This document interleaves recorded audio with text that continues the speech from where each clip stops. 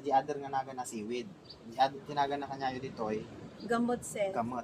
Yung seaweeds, matlang Seaweed smooth na. Ito guys yung tinatawag nilang gamot sa dito sa pagudpod.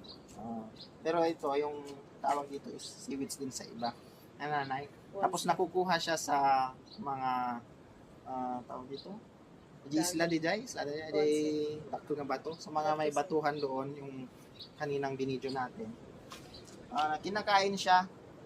Ready to eat ito dumanana. Tapos mabalin mat nga lutuan. Pwede rin siyang lutuin, pwede rin ready to eat na. Ito guys ay pinapadala rin minsan sa ibang bansa daw. Hindi ko alam kung anong lasa niya. Yung panananay medyo napgat. Answer. Natural lang. One, sir. Nakuha na. Sinako lang.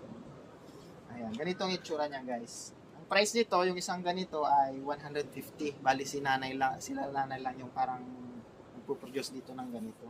Parang sila lang nakadiscover. Tapos si tatay ang kumukuha.